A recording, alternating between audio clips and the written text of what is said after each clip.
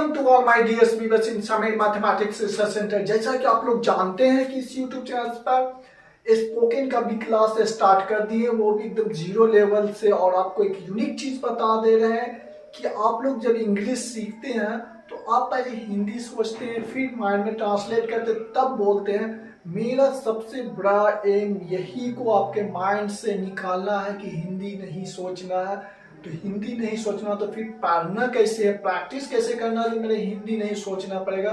तो उसी के बारे में आज मैं पूरा डिटेल्स से बताऊंगा और हर स्ट्रक्चर में भी बताते जा रहा हूँ क्या इम्पोर्टेंस है, जिसको प्रैक्टिस करने के बाद आप बहुत ही फास्ट, फ्लुएंट और कॉन्फिडेंस होकर बोल सकते हैं। कितने बच्चे इंग्लिश बोलना जानते हैं लेकिन जब बोलने का टाइम आता है उसको इंग्लिश बोलने के टाइम डर लगता है, क्या मैं राइट बोल रहा हूँ या रॉन्ग बोल रहा हूँ, इसीलिए वो बच्चे नहीं बोल पाते हैं। तो आज मेरा स्ट्रक्चर नंबर 7 है और उसी को डिटेल से एक्सप्लेन करने के लिए जा रहे हैं। देखिए, जब भी प्रेजेंट टाइम में सब्जेक्ट को कोई काम करना है, प्रेजेंट टाइम मतलब जो अभी चल रहा है, ठीक है, और सब्जेक्ट मतलब कोई भी हो सकता है, ठीक है ना। राम को जाना है, मुझे खाना है, तो वही कहना सब्जेक्ट को कोई काम करना है या करना पड़ता है या करना होता है रहे तो इस स्ट्रक्चर का यूज करेंगे। वो स्ट्रक्चर क्या होगा, सब्जेक्ट हैव या हैज, मतलब हैव या हैज का मतलब क्या, या हैव यूज होगा या हैज यूज होगा और टू होगा। उसके बाद टू के बाद क्या होगा, वर्ब का फर्स्ट फॉर्म होगा और उसके बाद अदर होगा।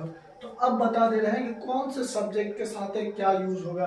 तो अब देख लीजिए, ही के साथ हैज यूज होगा, सी के साथ हैज यूज होगा, इट के साथ हैज यूज होगा और एक नाम के साथ क्या होगा, हैज यूज होगा।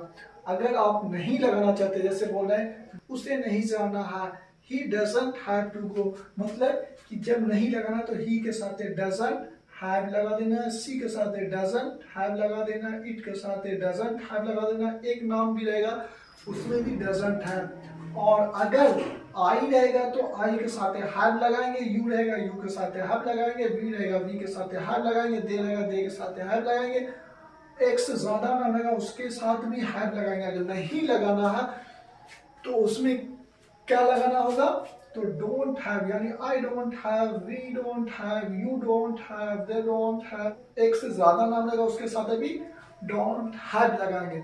अब जा रहे हैं आपको एग्जांपल के थ्रू बताने के लिए वो मेन चीज क्या है और उसी को ज्यादा प्रैक्टिस करना। बस मेरा कहना है एवरीडे 15 मिनट प्रैक्टिस कीजिएगा तो आपको किसी ग्रुप के साथ या किसी फ्रेंड के साथ प्रैक्टिस करने की जरूरत ही नहीं पड़ेगा।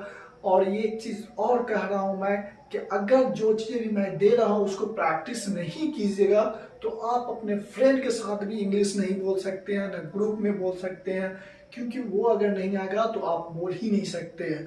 जब बोल ही नहीं सकते तो फ्रेंड और ग्रुप में डिस्कस कैसे कीजिएगा। तो चलते हैं आपको एग्जाम्पल के थ्रू बताने के लिए। तो यहाँ एग्जाम्पल 4 एग्जाम्पल ले लिए, उसके थ्रू आपको बता देंगे। तो यहाँ देखिए, मुझे जाना है तो मुझे का होगा आई और आई के साथ क्या है, हैव, तो आई हैव टू गो।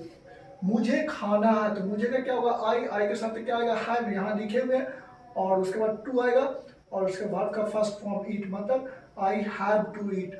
उसे पढ़ना है, उसे का क्या होगा, ही के साथ क्या आएगा, हैज, यहाँ देखिए बता दिए, और उसके बाद क्या आएगा टू, और पढ़ना का क्या होता है, रीड।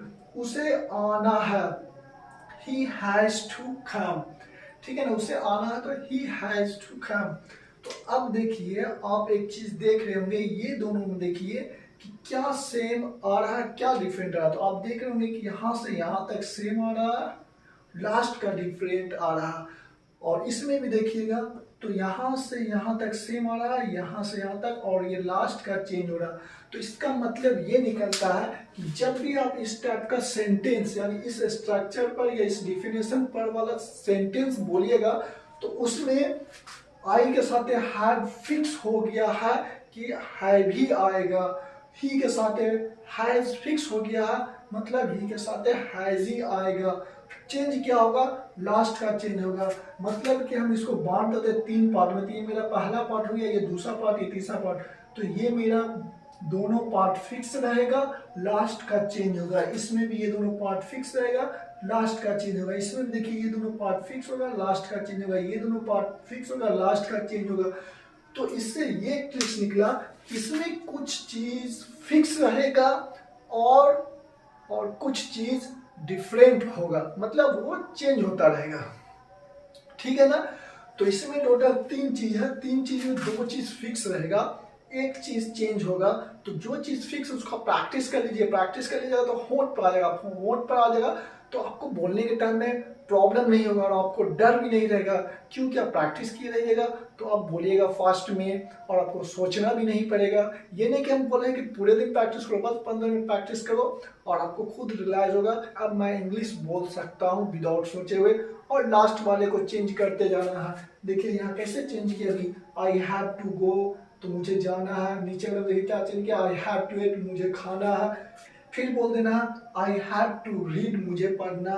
तो इसमें जो चीज फिक्स आया है अब उसका मैं एक चार्ट बना कर दे देता हूँ और उसी को प्रैक्टिस करना है, और जो चेंज होने वाला है उसको छोड़ देंगे और उसको बता देंगे वो चेंज होने वाला कहाँ पे लिखा आएगा। तो चलते हैं उस लिस्ट को दे देते हैं और उस लिस्ट को एवरीडे प्रैक्टिस कीजिए, आपका इंग्लिश बहुत ही फास्ट, फ्लुएंट और कॉन्फिडेंस हो जाएगा और बोलने के टाइम आपको डर नहीं लगेगा कि मैं इंग्लिश सही बोल रहा हूँ या गलत बोल रहा हूँ। अगर आप ऐसा कीजिएगा तो आपका इंग्लिश बहुत ही फास्ट हो जाएगा और आप बिना सोचे समझे और बिना किसी दोस्त और ग्रुप में डिस्कस किए आप इंग्लिश बहुत ही अच्छा बोल सकते हैं। और मैं भी इसी टाइप से प्रैक्टिस की है इंग्लिश, और इसीलिए मैं आप लोगों को बता रहा हूँ जो ये चीज़ किसी को भी और कहीं भी नहीं बताया था, और यही चीज़ सबसे ज़्यादा इम्पोर्टेंट और यही लिस्ट सबसे इम्पोर्टेंट है। अगर ये लिस्ट आपके होंठ पर प्रैक्टिस हो गया तो आपको इंग्लिश बोलने में कोई भी टाइम नहीं लगेगा और आपको कभी भी रजिस्ट्रेशन नहीं होगा। और अपने फ्रेंड के बीच में विदाउट जाए हुए या ग्रुप में डिस्कस किए हुए अगर आप 50 मिनट प्रैक्टिस करते हैं तो आप में खुद एहसास होगा कि अब मैं इंग्लिश बोल सकता हूँ। क्यों कि ये 2 चीज आएगा ही और लास्ट का चेंज होगा, और जो चीज चेंज होगा उसको यहाँ पे सेट करते जाना है। और यही एक वे है जिससे आप इंग्लिश फ्लुएंट बोल सकते हैं। यही पूरा लिस्ट है। जैसे देखिए ही हैज टू प्रैक्टिस कर लेना है और आपको एक चीज लगना है, तो देखिए वो क्या लगाना, वर्ब लगना। जैसे he has to go, he has to come, he has to read, he has to eat, he has to study. जो चीज होगा आप यहाँ पे लगाते जाइए और ये इतना चीज फिक्स हो गया है कि ये आएगा ही। जब भी प्रेजेंट टाइम में सब्जेक्ट को कोई काम करना है या करना पड़ता है या करना होता है रहे तो उसमें आपको इसी टाइप का फिक्स रहेगा और लास्ट में वर्ब को लगाते जाना है। फिर देखिए he doesn't have to, does he have to, doesn't he have to. फिर देखिए she has to, she doesn't have to, does she have to, doesn't she have to, it has to, it doesn't have to, does it have to, doesn't it have to. इसको बहुत ही fast और fluent कर लेना है कि आपके ठोर पर आ जाए, जब बोले तो उसमें आपको डिफिकल्ट नहीं हो। अगर आप फर्स्ट टाइम पढ़िएगा ना तो आपको डिफिकल्ट होगा, आपके होंठ पर जब नहीं आएगा, जब आ गया होंठ पर तो आपको छोड़ देना है, उसके बाद जाकर प्रैक्टिस करना। और जब इसको कंप्लीट कर लेते हैं तो उसके बाद आपको खुद एहसास होगा कि नहीं अब मेरा इंग्लिश फास्ट हो जाएगा। बस कह रहे हैं 15 मिनट एवरीडे प्रैक्टिस कीजिए। इसको डिफिनेशन है, समझने का स्ट्रक्चर है, वो यूज करने का कैसे सेट करना, और ये मेन चीज है। और इसी पर आपका इंग्लिश पूरा बोला जाएगा। जैसे ही बोलना है इस पर पूरा सेट कर देना, इसका छोड़ दिया थोड़ा और करना, इसको पूरा प्रैक्टिस कर लेना है। ठीक है, तो यही चीज सबसे इम्पोर्टेंट है जो आपको कहीं भी किसी जगह नहीं बताया जाता है। और मैं हर स्ट्रक्चर में वो इम्पोर्टेंट्स बताएंगे कि आपको कैसे प्रैक्टिस कर लेना है, क्या करना है जिससे आपका इंग्लिश फास्ट हो जाएगा। अगर आप इसको प्रैक्टिस नहीं करते हैं तो आपको बोलने ही के लिए नहीं आएगा, बोलने के लिए नहीं आएगा तो ग्रुप में या फ्रेंड के साथ डिस्कस कैसे कीजिएगा। तो इसीलिए मैं कह रहा हूँ कि इसी पर ज़्यादा ध्यान दीजिए और स्ट्रक्चर डिफिनेशन को समझने का इस पर है। जितना प्रैक्टिस कीजिएगा आपका इंग्लिश उतना फास्ट होगा। तो आई होप ये आपको समझ में आ गया होगा। अगर आपको समझ में आ गया है तो लाइक शेयर सब्सक्राइब जरूर कीजिए। अगर आप लोग ऐसा करते हैं तो हमें लगेगा इस टाइप का स्पोकन आपको अच्छा लगा तो और भी इससे यूनिक वीडियो आप लोगों तक इस यूट्यूब चैनल के थ्रू पहुंचाएंगे। और लास्ट बार मैं ये कह रहा हूँ कि इसको जितने अच्छा कीजिएगा आपका इंग्लिश उतना ही फास्ट होगा, हिंदी सोचना बंद हो जाएगा और कभी भी बोलिएगा तो आपको डर नहीं लगेगा कि मैं गलत बोल रहा हूँ कि सही बोल रहा हूँ। और ये नहीं कीजिएगा तो आप ग्रुप के साथ कभी भी प्रैक्टिस नहीं कर सकते हैं, क्योंकि आपके पास मटेरियल ही नहीं बोलने के लिए। तो बोलिएगा कि आप फ्रेंड के साथ है, कुछ रहेगा तभी ना। तो इसीलिए मैं कह रहा हूँ इसको प्रैक्टिस कीजिए, फ्रेंड के साथ मत जाइए, ग्रुप के साथ प्रैक्टिस मत कीजिए, आप नहीं 15 मिनट कीजिए, बस इतना ही बहुत ज़रूरी है और इतना ही आपके लिए काफ़ी है। तो आज के लिए इतना ही।